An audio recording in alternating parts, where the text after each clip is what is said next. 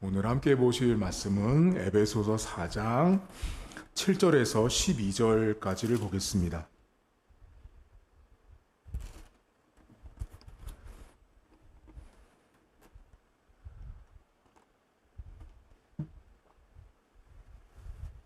에베소서 4장 7절에서 12절입니다. 7절입니다. 우리 각 사람에게 그리스도의 선물의 분량대로 은혜를 주셨나니 그러므로 이르기를 그가 위로 올라가실 때에 사로잡혔던 자들을 사로잡으시고 사람들에게 선물을 주셨다 하였도다. 올라가셨다 하였은즉 땅 아래 낮은 곳으로 내리셨던 것이 아니면 무엇이냐. 내리셨던 그가 곧 모든 하늘 위에 오르신 자니 이는 만물을 충만하게 하려 하심이라. 그가 어떤 사람은 사도로, 어떤 사람은 선지자로, 어떤 사람은 복음 전하는 자로, 어떤 사람은 목사와 교사로 삼으셨으니 이는 성도를 온전하게 하여 봉사일을 하게 하며 그리스도의 몸을 세우려 하심이라. 아멘. 오늘 바울이 은혜에 대해서 이야기를 합니다. 오늘 여러분 읽은 7절을 보시면 각 사람에게 그리스도의 선물의 분량대로 은혜를 주셨다라고 말하거든요. 바울은 은혜라는 말을 아주 많이 사용합니다. 편지 말미에도 너희 가운데 또 서두에도 그리스도의 은혜가 늘 함께하길 기도한다, 이렇게 은혜라는 말을 많이 사용을 하는데, 오늘 바울은 하나님께서 저와 여러분들에게 은혜를 주신 이유가 뭔지를 바울이 알려줍니다. 여러분들은 은혜를 받았다라는 말을 사용하시거든요. 예배를 드리거나 또 우리 삶 속에 하나님께서 이렇게 많은 기적과 이적을 베풀어 주시면 은혜를 받았습니다, 목사님, 이런 말들을 하거든요. 은혜라는 말은 카리스예요. 카리스, 헬라어로.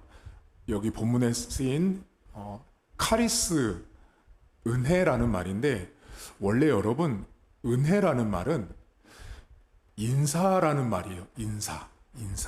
여러분 우리가 보통 안녕하세요 이렇게 인사하잖아요. 그러니까 이 원래 은혜라는 말이 처음부터 은혜가 아니고요.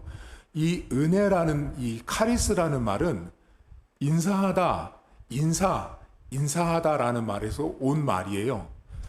그러면 여러분들이 누군가 인사를 한다라는 건 뭐예요? 여러분 인사할 때 어떻게 하세요? 웃으면서 하세요? 막 기분 나쁘게 하세요? 웃으면서 하잖아요. 우리가 인사할 때는. 그러니까 이 인사한다라는 이 말은 그 말 자체가 인사도 되지만 인사할 때 기쁘게 하는 걸 내포해요. 그러니까 이 은혜라는 말은 인사와 기쁨이 동시에 포함되어 있는 말이에요. 그러면 여러분에게 하나님이 은혜를 주셨다라는 말은 뭐냐면요, 바울이 너희 가운데 그리스도의 은혜가 풍성하길 원한다라는 말은 다른 말로 바꾸면 이런 말이에요. 너희들 삶에 예수님께서 항상 기쁨으로 인사하기를 바래. 예수님께서 항상 너희에게 찾아오시길 바래. 예수님께서 항상 너희와 함께하기를 바래 라는 말이에요.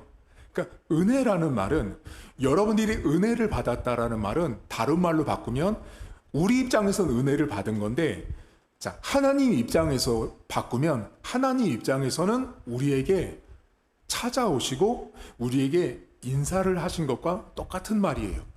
그러면 저와 여러분들에게는 왜 하나님이 은혜를 주세요? 여러분들이 은혜를 받았다고 하시잖아요. 은혜를 받은 다음에 어떻게 변화됐죠? 여러분 인생은. 우리 인생은 변화됐거든요. 자, 이제 바울이 그 은혜를 주신 이유를 구체적으로 설명하기 전에 오늘 매우 이해하기 어려운 말을 하거든요. 여러분 다시 본문을 7절부터 보시겠어요? 자, 각 사람에게 그리스도의 선물의 분량대로 은혜를 주셨어요. 자, 은혜를 주셨는데 8절과 9절을 보세요. 여기 갑자기 어려운 말이 나와요. 그러므로 이르기를 그가 위로 올라가실 때에 사로잡혔던 자들을 사로잡으시고 사람들에게 선물을 주셨다 하였도다. 올라가셨다 하셨은즉 땅 아래 낮은 곳으로 내리셨던 것이 아니면 무엇이냐? 내리셨던 그가 곧 모든 하늘 위에 오르신 자니 이는 만물을 충만하게 한다라고 말씀하시거든요. 지금 이 오늘 여러분과 제가 읽은 이 본문에서 지금 8절, 9절, 10절이 가장 어려운 절이에요. 이 말을 왜 하죠? 바울이 지금 이 본문에 여러분이 가진 성경책을 보면 8절 있죠. 그 8절에 기억이라고 해놓고 거기 각주가 달려 있어요. 그게 시편 68편이라고 여러분 성경에 기록되어 있을 거예요. 그러니까 지금 바울이요, 구약 성경에 있는 시편의 내용을 인용하고 있어요. 자, 그러면 시편 68편에는 어떤 내용이 있는지를 알아야 지금 바울이 왜 지금 오르고 내리고 올라가고 내려가고를 말하고 있는지를 아셔야 되는데, 지금 본문에 올라간 거 내려간 거는 먼저 정답부터 말씀드리면 예수님이 십자가에서 죽으시고 부활하시고 그걸 말하는 거예요. 예수님의 십자가 사건. 이 본문을 예수님이 십자가에서 죽으시고 다시 부활하신 하늘 보좌를 버리시고 이 땅에 오셨던 그 예수님의 모습을 말해주고 싶은 거예요. 그런데 그 이야기를 그냥 하면 좋은데 그 이야기 가운데 갑자기 시편 68편을 가지고 와서 8절을 보세요, 여러분. 8절에 뭐라고 이야기를 하냐면 이렇게 말해요. 그러므로 이르기를 그가 위로 올라가실 때 사로잡혔던 자들을 사로잡으시고 사람들에게 선물을 주신대요. 이 말을 알아야 된다고요. 자, 선물을 준다고 하는 이 개념, 이 말이 어떤 의미인지를 알아야 되는데, 그것을 알려면 시편의 68편을 아셔야 돼요. 시편 68편에 여러분 산이 나와요. 산. 여러분, 산은 오르는 개념이잖아요. 산은 올라갔다 내려왔다 하는 그런 개념이잖아요. 근데 시편 68편에 높은 산이 나와요. 시편 68편에 매우 높은 산이 나오는데, 그 높은 산이 누구를 지칭하냐면 하나님을 대적하는 원수들을 말해요. 그러니까 하나님을 대적하고 하나님을 믿지 않고 거부하는 인생들을 뭐에 빗대어 놨냐면 높은 산에다가 빗대어 놨어요. 그런데 그 높은 산에 있는 인생들과 하나님이, 그러니까 쉽게 말하면 인생의 산과 하나님의 산이 있다고 생각해 보시면 쉬워요. 인생의 산과 하나님의 산이 있는데 전쟁을 한 거예요. 한마디로 시편 68편은 전쟁을 했는데 누가 이겨요? 당연히 하나님이 이기죠. 전쟁을 하면 하나님이 이긴다고요. 그러니까 시편 68편은 전쟁의 이미지가 나와 있어요. 그럼 전쟁에서 싸우면, 구약 시대에서 전쟁에서 이기면 반드시 거기에서 승리한 그 나라가 적군의 말, 식량, 사람, 병력, 병사까지 다 자기 것이 돼요. 그 포획물, 노획물이라고 하잖아요. 그게 전부 다 전쟁에서 이긴 사람의 것이 돼요. 그럼 그걸 가져오잖아요. 전쟁에서 승리해서 가지고 오면, 자, 그 전리품을 어떻게 하냐? 왕이나 족장이 다 갖지 않고 전쟁에 함께 나갔던 그 백성들과 그것을 나눴다고요. 그것이 선물이에요. 선물. 지금 이 본문에 나와 있는 선물이라고 하는 말이. 그러니까 그러면 바울이 왜 전쟁에서 싸웠는데 한쪽이 이겨서 그 전리품을 가진 것을 이렇게 백성들에게 나눠주는 선물의 이야기를 하고 있냐면, 지금 바울이 여러분 하나님이 은혜를 주셨다고 했잖아요. 근데 그 은혜가 선물이라고 말했단 말이에요. 바울이요. 지금 우리가 하나님 앞에 받은 그 은혜, 하나님께 받은 그 기쁨, 감사는 선물인데, 그 선물을 우리가 어떻게 받게 된 거냐면, 지금 이 에베소서 8절부터 10절까지는 예수님과 사단이 싸운 것을 이야기하고 있는 것이 들어있는 거예요. 예수님이 여러분 십자가 사건에서 누구를 이겼어요? 사단을 이겼잖아요. 그러니까 사단을 이긴 사건. 그러니까 시편에 있는 사건은 인간의 산과 하나님의 산이 싸워서 하나님이 이긴 것을 말하는데 그 내용을 바울이 그대로 이 자기의 서신서 안으로 가지고 와서 예수님과 사단이 싸웠는데 예수님과 사단이 싸워서 예수님이 이김으로 인해서 우리 하나님의 백성들이 받은 선물이 뭐냐면 은혜라는 거예요. 은혜. 우리가 원래는 여러분들은 죄에 속해 있기 때문에 은혜 아래 있지 못했다고요. 어디 아래 있다고 바울이 계속 말해? 죄 아래 있다고 말하잖아요. 사망 아래, 심판 아래 있다라고 말하잖아요. 그런데 우리가 예수님을 믿음으로 인해서 예수님이 사단과의 싸움에서 승리하셔서 우리가 예수님을 믿음으로 인해서 우리는 은혜 아래에 있는 거예요.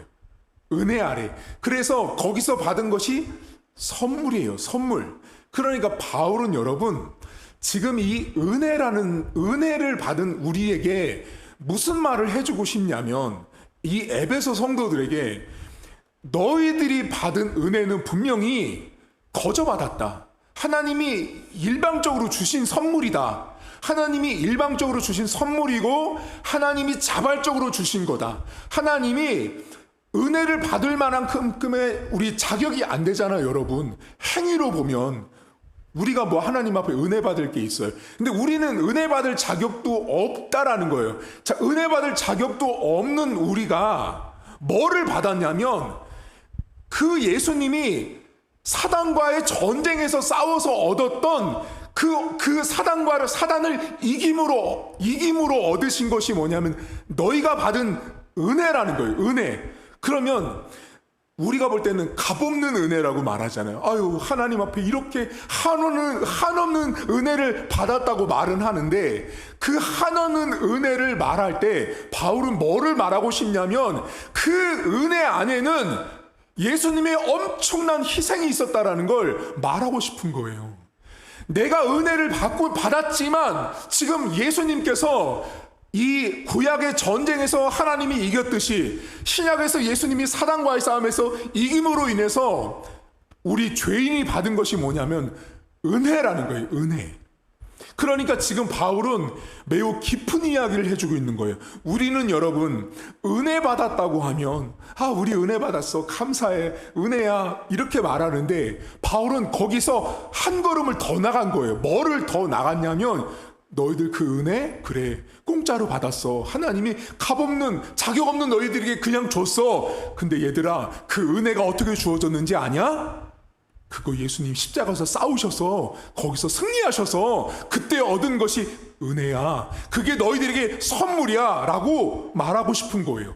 그 선물, 전쟁에서 이겨서 얻은 노획물을 그 구약 성경에서 선물을 다 나눠주듯 예수님이 십자가에서 하늘에서 내려오셔서 땅 아래서 십자가를 지셔서 이김으로 인해서 너희가 받은 게 은혜라는 거예요.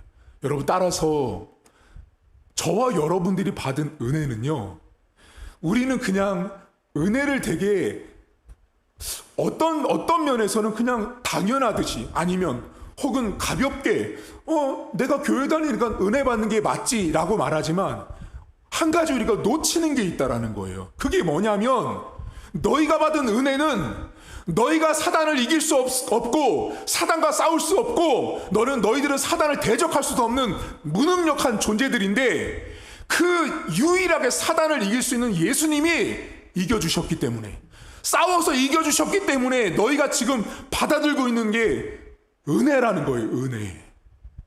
놀라운 축복이에요, 여러분.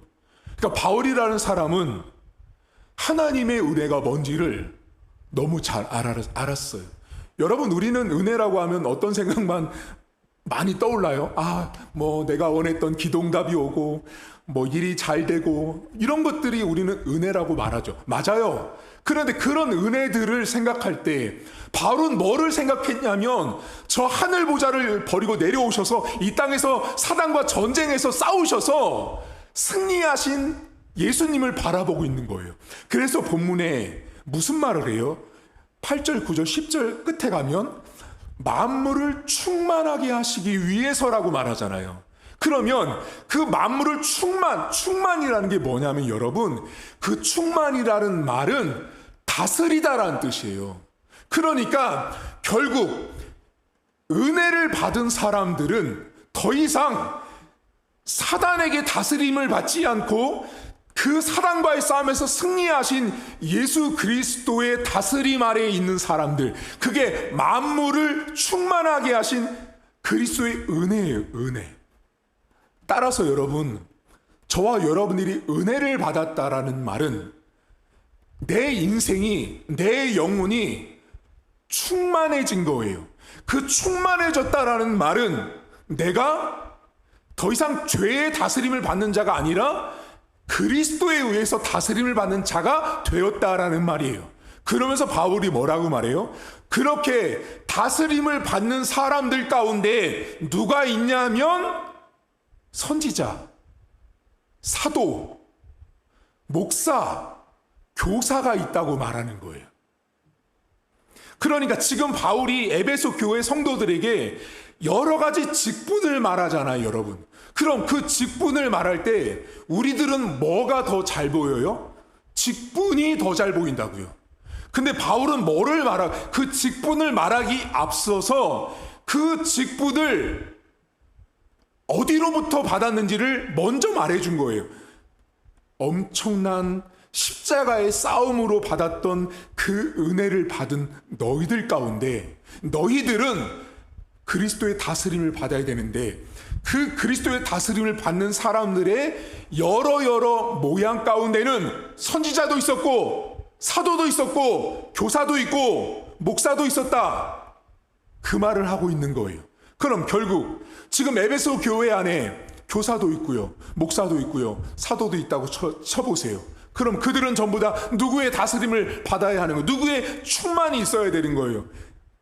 은혜의 충만, 그리스도로 충만, 그리스도의 다스림을 받아야 한다라고 말하고 있는 거예요.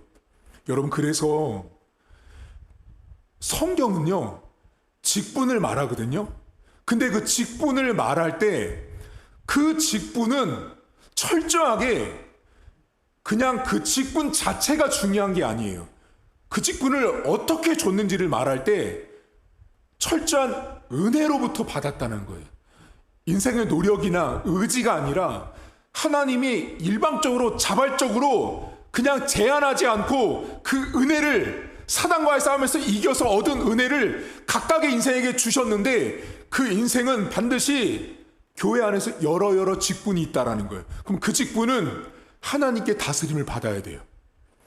1차로 저도 하나님의 다스림을 받아야 돼요. 교사도 하나님의 다스림을 받아야 돼요. 사도도 하나님의 다스림을 받았어요. 선지자도 복음 전파자도 하나님의 다스림을 받는 거, 그게 충만함이에요. 충만함. 결국 내가 무엇의 다스림을 받고 있냐를 바울은 지금 에베소 성도들에게 질문하고 있어요. 여러분들은 교회 안에서 여러분들의 신앙생활은 무엇에 의해서 다스림을 받고 있는지 보셔야 돼요. 그런데 바울이 이는이라고 나오거든요. 오늘 맨 12절에 보면 그렇게 교사들, 목사들 쭉 얘기하다가 이는 성도를 온전하게 하기 위해서라고 말해요.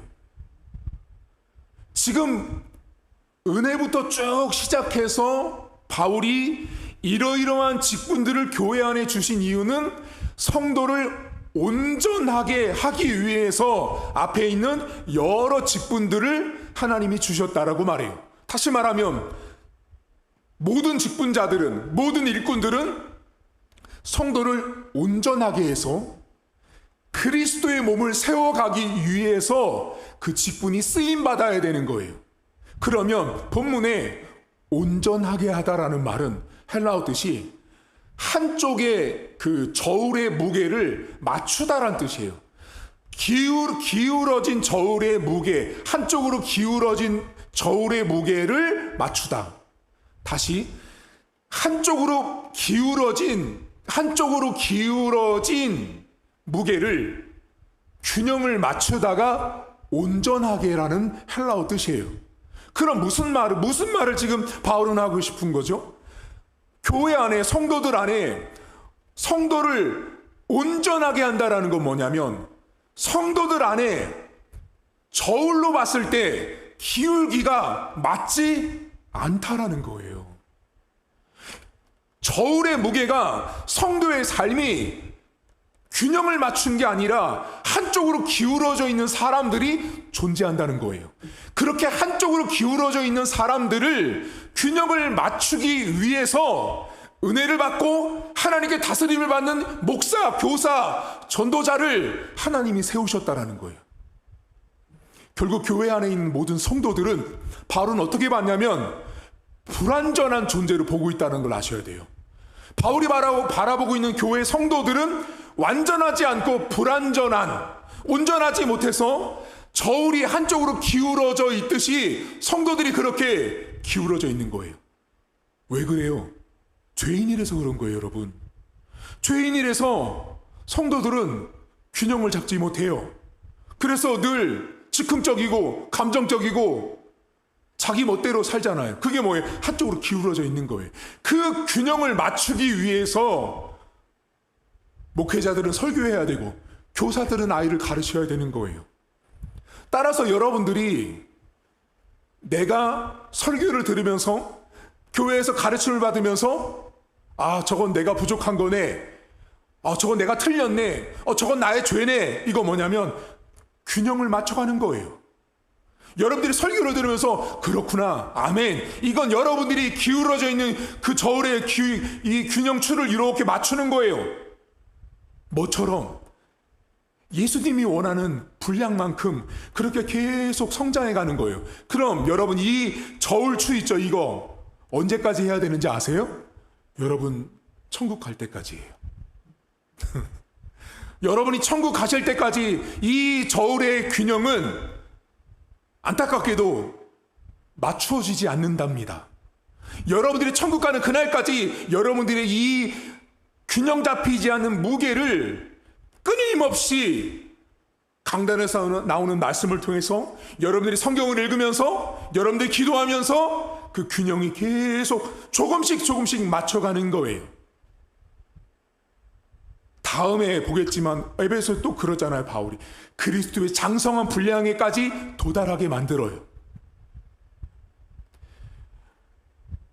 여러분 교회 안에서 직분이 있습니다. 그 직분자들은 반드시 은혜라는 개념으로부터 자기 직분을 들여다볼 줄 알아야 돼요. 우리 보통 이런 말 하잖아요, 여러분. 임직식 하거나 장로 권사 집사가 되면 이렇게 말해요. 저한테 와서 목사님, 하나님이 저를 은혜로 이런 직분을 주셨어요. 맞아요. 은혜로 직분을 주신 거 맞아요. 근데 바울은 뭐를 말했다고요? 그 당신에게 은혜 받을 자격 없는 당신에게 그 은혜를 주기 위해서 어떤 분은 십자가에서 죽으셨습니다. 어떤 분은 하늘 보자 버리고 내려왔습니다를 말하고 싶은 거예요. 근데 인간은 어때요? 그거 싹 있죠. 그거 다 있고 은혜로 목사님 은혜로 직분을 받았습니다라고 말하지만 내가 은혜를 받기 위해서 누군가가 싸웠다면 여러분 그건 더 엄중하게 내가 받은 직분, 내가 받은 은혜를 받아들이셔야 되는 거예요. 여러분 전쟁 나가서 여러분 자식들이요 칼과 총으로 막 싸우다 왔어요. 칼과 총으로 막 싸우다 와서 거기서 노획한 물건을 가지고 와서 온갖 상처투성인 내 아들이 전쟁터에서 돌아와서 여러분에게 엄마, 아버지 이거 내가 전쟁터에서 싸워서 가져온 물건이니 엄마, 아빠 가지세요라고 말할 때 여러분 그 물건 막 쓰시겠어요? 자식이 가져온 그 물건 있잖아요, 여러분. 생명과 같은 거잖아요. 그 아들이 전쟁터에서 죽었으면 못 가져왔을 거잖아요. 여러분 우리가 받은 은혜가요 예수님이 십자가에서 죽지 않으셨으면 없다고요. 그러니까 이 땅에 예수님이 십자가를 지고 죽었다가 부활하는 사건이 이 땅에 없었으면 저와 여러분들에게는요 은혜라는 게 없다고요. 지금까지도 우리는 죄 아래 살 수밖에 없는 존재라고요. 그 은혜를 교회마다 일꾼들을 세워서 가르치게 하셨어요. 왜요? 온전하지 않은 사람들이기 때문에. 저도 온전하지 않고요. 여러분들도 온전하지 않습니다. 우리는 항상 평생을 저울추가 기울어져 있습니다. 그 기울어진 저울을, 균형 잡히지 못한 저울을 성경 말씀을 통해서, 예배와 설교를 통해서 끊임없이 우리의 균형추를 맞춰 가실 겁니다. 그래야 우리가 온전한 사람으로 성숙하고 성장해 가는 거예요. 그래서 여러분, 교회 안에서 누구를 볼 때 저 사람 왜 저러지? 저 사람 왜 이렇게 좀 내 마음에 안 들어. 원래 그런 거예요, 여러분. 원래 그래요. 왜? 온전하지 않다니까요. 온전하지 않으니까 바울이 뭐래요? 온전하게 하기 위해서라고 말하잖아요. 온전한 사람한테 온전하게 하겠다라고 말하겠어요? 아니에요. 철저하게 온전하지 않은 거예요. 인간은 불완전해요. 끝까지, 죽을 때까지, 천국 갈 때까지. 그 불완전한 인간을 온전하게 하기 위해서 교회에 목회자를 세우고 교사를 세우고 사역자들을 세워서 여러분들에게 하나님 말씀을 가르치고 있다라는 거예요.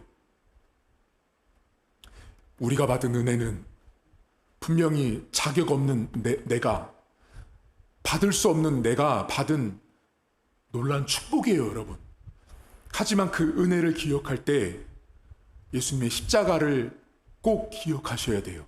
그 십자가를 기억하지 못하는 은혜는 정말 우리가 함부로 여기는 은혜밖에 안 돼요.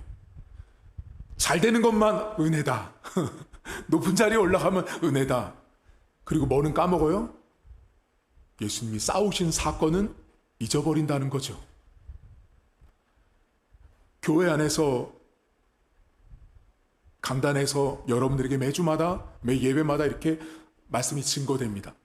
이것들은 나를 온전하게 하는 저울추를 맞추는 시간이에요. 특별히 예배 시간에 들려지는 설교를 통해서 내 기울어져 있는 그 저울추를 끊임없이 발견하는 거예요. 여러분이 말씀을 들으면서 아멘, 그러네, 나네, 맞네, 이게 여러분의 이 기울어져 있는 저울을 맞춰가는 시간이에요. 그것들이 말씀을 계속 들으면서 맞춰갈 때 믿음이 성장했다, 믿음이 성숙했다, 믿음이 커졌다라고 말한다라는 것입니다. 성도들 삶에 은혜로 알지만 내가 받은 은혜가 얼마나 귀한 것인지를 절대 놓치지 마십시오. 방금 말씀드렸던 전쟁터에서 싸우다가 죽을 각오를 하고 살아 돌아온 아들이 엄마 아빠한테 갖다 준 그 선물을 보고 우리 함부로 그거 못 씁니다. 여러분, 부모님들 보면 어르신들 그러잖아요. 자식이 열심히 벌어온 돈, 용돈 드리면 그거 용돈 못 쓰시잖아요. 왜 못 쓰세요? 내 아들이, 내 딸이 가서 어떻게 고생해서 번 돈인데 그 돈을 쓰냐고 하면서 10,000원짜리 한 장도 귀하게 여기시는 게 부모님 마음이잖아요. 우리가 받은 은혜를 예수님이 십자가에서 사단과 싸워서 그 피를 흘리면서 죽으셨던 그것 때문에 내가 받은 것이 은혜라는 걸 절대 잊으시면 안 돼요. 나 예수 믿었으니까 은혜 받았어. 당연한 거야. 그렇죠. 우리에겐 당연하죠. 하지만 어떤 분에게는 당연하지 않은 일을 당신 스스로 당연하게 만드신 거예요. 뭐가 당연하지 않았어요? 하늘에서 내려오실 일이 없었어요. 그분은 신이었거든요. 근데 당신 스스로가 죄인을 위해서 죽겠다고 죄인의 몸을 입고 이 땅에 오셔서 죽는 것을 당연하게 당신 스스로 만드신 분이 예수님이셨다는 거예요. 우리가 받은 은혜, 우리가 받은 모든 삶은 감사로 인정하시고, 그리고 여러분에게 은혜를 주시고 주변에 가르치는 자들이 있는 것은 내가 얼마나 온전하지 않으면 나를 온전하게 만들어주기 위해서 교사도 있고 목사님도 있고 전도사님도 있고 가르치는 자들이 있는지를 눈여겨보셔야 돼요. 그리고 여러분들이 직분을 받으셨을 때, 직분은 뭐라고요? 이는 성도를 온전하게 하기 위해서예요. 다시 말하면 내가 받은 직분은 내 부귀 영화를 위해서 주신 게 아니에요. 내가 받은 직분은 철저하게 다른 사람을 온전하게 하기 위해서 주신 거예요. 교회의 직분은 교회를 위해서 쓰는 거예요. 저에게 주신 이 목회자의 직분은 여러분들을 위해서 쓰는 거예요. 그래서 저는 지금 설교하고 있는 거예요. 여러분들은 여러분들에게 주신 각각의 성도들을 위해서 내가 받은 은혜, 내가 받은 직분을 사용할 줄 아셔야 돼요. 그래야 교만하지 않습니다. 근데 그 직분이 내 부귀 영화와 나의 높아짐을 위해서 직분을 받는 자들은 직분을 받자마자 다른 사람을 온전하게 하는 데는 관심 없습니다. 그리고 어떻게 사는지 아세요? 온전하지 않은 것을 지적하기 바쁩니다. 이미 틀린 거죠. 분명히 성경이 뭐라 그랬어요? 목사, 교사, 직분을 준 것은 누군가를 온전하게 하기 위해서 나를 직분 세웠다면 온전하지 않은 자를 보고 불쌍히 여기고 긍휼히 여기고 그를 붙들어 줘야죠. 근데 어떻게 돼요? 장로가 되면 엄청나게 지적을 하고 다니죠. 성도들을 다니면서 그렇게 신앙생활 하면 안 된다고 막 어깨에 힘을 주고 살죠. 그 사람 뭐를 모르는 거예요? 왜 교회에서 직분이 세워졌는지를 모르는 거예요. 바울이 분명히 말했죠. 이는 성도를 온전하게 하기 위해서예요. 누가? 직분을 받은 자들이요. 성도님들이 앞으로 교회에서 직분을 받으면 그 직분은 나를 위해서 쓰는 게 아니에요. 내 성도들, 내 이웃들, 우리 식구들을 위해서 내가 받은 은혜를 하나님이 기뻐하는 모양대로 사용하셔서 여러분이 받은 은혜가 얼마나 값지고 귀한 것인지를 주님이 보실 때도 참 잘 쓰고 있구나, 잘하고 있구나라고 칭찬받는 여러분의 은혜 받음이 될 수 있기를 주님의 이름으로 축복합니다. 하나님 아버지, 교회 안에서 은혜를 말합니다.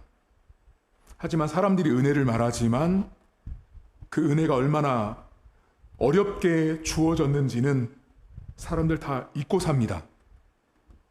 성경책 안에 등장하는 예수님의 십자가 사건을 수천 년 전의 과거 사건으로 우리는 알고 있지만 그 사건을 감당하셨던 예수님은 매우 고통스러웠고 매우 어렵고 매우 힘들었습니다.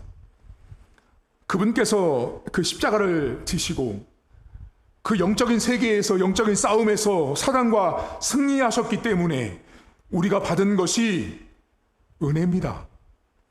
우리가 그 선물로 받은 것이 은혜인데 우리는 주님의 십자가를 늘 놓치고 살 때가 많습니다. 내가 받은 은혜를 감사하고 고백하기 이전에 주님의 십자가를 놓치지 않는 우리 성도들 되게 하시고 그 은혜를 온전하지 못한 사람들을 위해서 쓸 줄 아는 내가 받은 직분이 되어지길 원합니다. 세상이 너무나 타락하다 보니 교회 안에서 받은 직분도 온전하지 못한 사람을 위해서 그 직분을 쓰라고 하나님이 직분자를 세워주셨음에도 불구하고 많은 사람들이 그 직분이 온전하지 못한 사람이 아니라 그 온전하지 못한 사람을 질타하고 책망하고 나무라는데 자신의 장로, 권사, 집사의 직분을 사용하는 자들이 있습니다. 하나님, 직분은 누군가를 지적하라고 주신 자리가 아닙니다. 직분이라고 하는 자리는 불완전한 인생을, 불완전한 성도를 온전하게 세우기 위해서 나에게 주신 그 은사를, 은혜를 사용하는 것입니다. 우리 성도들 삶에 그렇게 하나님께 받았던 은혜들을 지혜롭고 능력 있게 써서 우리 교회가 모두가 불완전한 성도들, 저를 비롯해서 모두가 다 불완전하지만 각각이 받은 은혜를 통해서 온전하지 않은 온 성도들을 서로서로 돌보며 온전함을 위해서 살아가는 우리 온 교회가 될 수 있도록 은혜를 베풀어 주옵소서. 이제는 우리 주님 예수 그리스도의 은혜와 하나님 아버지의 살아계심과 성령의 위로 교통 충만하심의 역사가 오늘도 우리에게 주신 은혜와 우리에게 주신 직분은 성도를 온전하게 하는 데 사용하도록 주셨다라는 믿음을 가지고 하나님 앞에 주의 일꾼으로 살기로 다짐한 우리 성도들 머리머리 위에 이제로부터 영원토록 함께 있을지어다. 아멘.